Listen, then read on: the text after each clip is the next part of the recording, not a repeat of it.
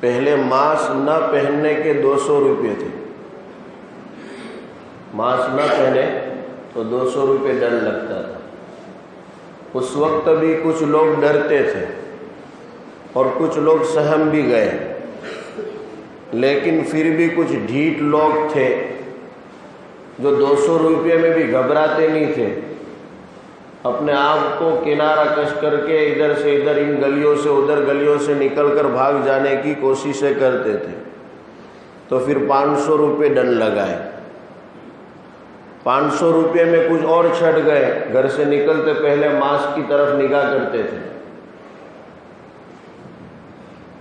اور ان 500 روپے میں بھی کام نہیں چلا، پھر بھی کچھ لوگ لاپرواہی، بے توجہی، بے فکری سے کام لے رہے تھے۔ تب گزشتہ پرسوں سے جو ہے 1000 روپیہ پورا کر دیا، ماسک نہ پہنو تو 1000 روپیہ ڈر لگے گا۔ اب اپنے کو کتنا ڈر لگتا ہے بھائی 1000 روپیہ کمانا، کتنا پسینہ بہاوے، کتنی محنت کرے، اپنے جسم کو تھکاوے، اپنے وقت کو لگاوے، تب جا کے 1000 روپیہ کب جا کے وہ ہمارے پاس ہاتھ میں آتا ہے، اور وہ ایک ہی جھٹکے میں ماسک نہ پہنا وہ چلا جائے۔ تو اب ہم ڈر گئے سب، ہم کو تو ڈرے بغیر ہی ان چیزوں کو فالو کرنا چاہیے، حکم کا پالن کرنا چاہیے۔ یہ کوئی غیر شرعی حکم تو ہے نہیں کہ جس کی خلاف ورزی ہم کریں۔ میرے کہنے کا مقصد یہ ہے کہ جب حکومت کی طرف سے گرفت بڑھتی جاتی ہے تو لوگوں میں ڈر زیادہ پیدا ہو جاتا ہے۔ یہ تو ایک حکومت ہے، ایک دیش، ایک ملک، ایک کنٹری ہے، اس کے جو ہے حکماء اور یہاں کے لیڈرز اور یہاں کی جو ہے ہیلتھ سینٹر جو وہاں سے وہ لوگ ہمیں ایک ہدایات دے رہے ہیں، اس کے مطابق عمل کرنا ہے۔ اور ایک وہ اللہ ہے جو پوری کائنات کا خالق و مالک ہے، جس کے قبضے میں پوری کائنات ہے، جس نے پوری زمین پر رہنے والی تمام مخلوق کو بھی، آسمان میں بسنے والے فرشتوں کو بھی، ساتوں زمین کے اندر جتنی مخلوق ہیں ان تمام مخلوقوں کو بھی، 18,000 سے زائد جو مخلوق ہے، تمام ہی تر مخلوق کو پیدا کرنے والا اللہ ہے۔ اب اس کا اگر ڈر ہمیں پیدا کرنا ہو تو کس طرح کا ڈر ہونا چاہیے؟ اور وہ اپنی دھمکیاں بھی دے رہا ہے، ناشکریوں پر، ناقدریوں پر۔ اب یہ 4 مہینے کس طرح سے گزرے ہیں، اگر یوں سمجھ لو اللہ کرے کل کورونا بالکل ختم ہو جائے، دعا کرے اللہ اس بیماری کو ختم کر دے، لیکن ہماری زندگیوں میں چینجنگ نہیں آئی ہے، تبدیلی نہیں آئی ہے۔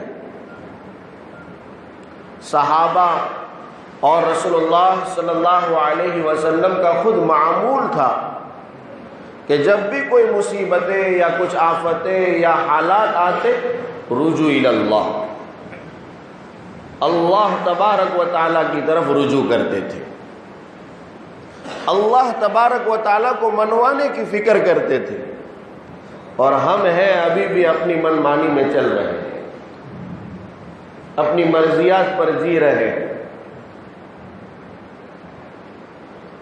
کچھ مہینے مسجدیں بند رہی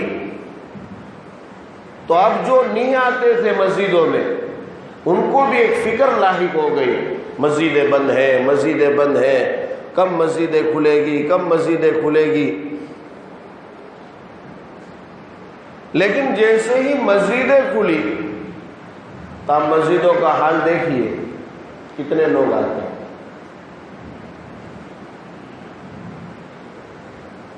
علماء اور حفاظ بھی بیٹھے ہیں۔ ایک سورت ہے سورہ یونس، 11ویں پارے میں اللہ تبارک و تعالیٰ نے مشرکین مکہ کے کچھ حالات اس میں بیان کیے ہیں۔ جب ان لوگوں کے جہاز اور کشتیاں سمندر کی بہو میں پھنس جاتی تھی، سمندر کے طوفان کے بیچ میں آ جاتی تھی، تو یہ اللہ تبارک و تعالیٰ سے یوں کہتے تھے، اے اللہ اگر تو اس مصیبت سے ہمیں بچا لے تو ہم تیرے خاص بندے ہو جائیں گے، ہم تیرے اب خاص بندے ہو جائیں۔ تمام غیر باطل اور تمام ہی جتنے بھی انہوں نے اپنے من گھڑت بنائے ہوئے کنکروں میں سے جو بنائے تھے، سب کو چھوڑ چھاڑ کر ایک اللہ کی طرف توجہ کرتے تھے۔ تمام غیر اللہ کو وہ لوگ چھٹی دے دیتے تھے اور اب رجوع الی اللہ، اور یوں کہتے تھے کہ اگر اس سے بچا لیا تو اللہ ہم تیرے ہو جائیں گے خالص۔ اللہ تبارک و تعالیٰ تو اللہ ہے، ان کے تذکرے اللہ نے خود بیان کیے ہیں کہ جب ان کو ہم نجات دے دیتے تھے، اس مصیبت سے ان کو نکال لیتے تھے، آفتوں سے ان کو ہٹا دیتے تھے، اور اب ان کو راحت اور اطمینان ہم بخشتے تھے، تو یہ لوگ جیسے تھے ویسے ہو جاتے۔ مشرکین مکہ کا یہ حال۔ اسی سورہ یونس میں آگے چل کے اللہ تبارک و تعالیٰ نے اور ایک تذکرہ کیا ہے کہ جب ہم بندوں پر مصیبتیں ڈالتے ہیں، جب مصیبتیں چاروں طرف سے ان کو گھیر لیتی ہیں، تو اب بندے کا عالم کیا ہوتا ہے؟ اللہ بیان کر رہا ہے، اللہ بیان کر رہا ہے۔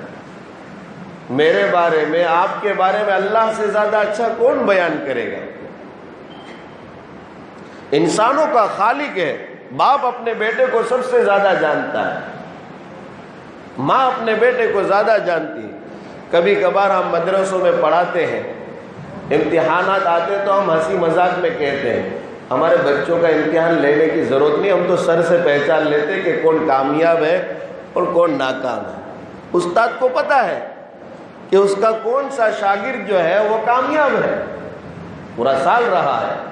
امتحان لینے والے تو کسی اور اداروں سے آتے ہیں، لیکن جو استاد سال بھر اپنے طالب علموں کو پڑھاتا ہے، اس کو اپنے طالب علموں کے بارے میں پتہ ہوتا ہے کہ میرا طالب علم کتنے پانی میں۔ تو جو خالق ہو، جو مالک ہو، جو ہمارا پیدا کرنے والا ہو، اس اللہ کو ہمارے بارے میں پتہ نہیں ہوگا؟ وہ تو علیم بذات الصدور ہے۔ آپ کی دنیا کی مشینریاں جس کو نہیں جان سکتی، وہ اللہ تمہارے دل میں جو بھید پنپتے اس کو بھی جانتا ہے۔ ابھی تم بیٹھے بیٹھے کیا سوچ رہے ہو، دنیا کی کوئی مشینری اور کوئی طاقت ایسی نہیں ہے کہ میں آپ کے سوچ و وچار کو بیان کر دوں۔ میلوں میں، عرسوں میں اور جہاں جہاں لوگ اکٹھا ہوتے ہیں، وہاں کچھ بھوشیہ واری کے مشین لگے ہوئے ہوتے ہیں، وہ کان میں پہنتے ہیں آدمی، اور پھر اس کو وہ مشین جو ہے کچھ وہ پڑھائی ہوئی باتیں جو ہوتی ہے 10-15 اس میں بھوشیہ لکھے ہوئے ہوتے ہیں، وہ کان میں پہنتے ہیں، سب کو الگ الگ سنائی دیتا ہے۔ کچھ لوگ ہوتے ہیں ہتھیلی دکھاتے ہیں، دیکھو ہماری لکیروں سے بتاؤ کہ ہمارا کیا ہوگا۔ اور جو بھوشیہ لوگوں کے دیکھتے ہیں ان کا حلیہ دیکھو نا، تو جو اپنے کو اندازہ ہو جائے کہ بیچارے کہ اس کا بھوشیہ کا کیا ہوگا۔ اس کے بال بچے ساتھ میں ہو تو جو ہے کپڑا بھی صحیح سے پہنا نہیں ہے، بچہ بیچارہ زمین پر جو ہے پڑا ہوا ہے، بیوی اس کے ساتھ میں ہے تو اس کا بھی کوئی کپڑے کا اچھا ٹھکانہ نہیں ہے، 2 وقت کا اچھا کھانا بھی اس کو میسر نہیں ہو رہا ہے، اور وہ لوگوں کے بھوشیہ دیکھ رہا ہے۔ ایسے حال ہوتے ہیں دنیا میں۔ ہمارے بارے میں سب سے زیادہ کون جانتا ہے؟ اللہ۔ اور قرآن کریم میں اللہ تبارک و تعالی نے خود بیان کیا ہے کہ علیم بذات الصدور، تمہارے دلوں میں کیا پنپتا ہے، تم کیا سوچ رہے ہو، ابھی تمہارے دماغ میں کیا تصورات ہیں، تم کتنا بھی چھپا کر رکھو، اس اللہ کو سب پتہ ہے۔ اب دیکھیے اللہ تبارک و تعالی ہمارے بارے میں بیان کرتے ہیں کہ جب ان انسانوں پر مصیبتیں آتی ہیں، جب کوئی تکلیف دہ چیز ان پر آ جاتی ہے تو ان کا عجیب و غریب حال ہوتا ہے۔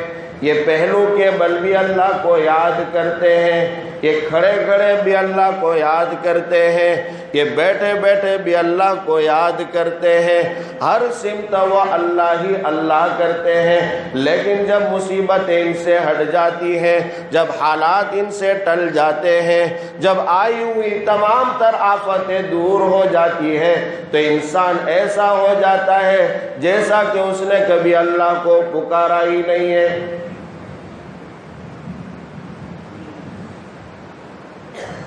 جب حالات ہم پر آتے ہیں تو سب کے ہاتھ میں تسبیح ہو جاتی ہے، اور کچھ میسج چلانے والے بھی میسج چلاتے، پڑھو بھائی نستغفر اللہ نستغفر اللہ استغفر اللہ، اب اٹھے بیٹھے چلتے پھرتے پڑھ رہا ہے، لیکن جیسے ہی مصیبت گئی سب معمولات ختم۔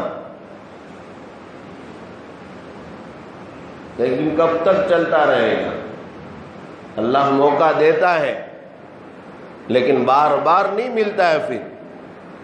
پھر ایک دن ایسا وقت آ جاتا ہے کہ تو ہائے تائی کرتا رہ جائے گا، تجھے موقع میسر نہیں ہوگا۔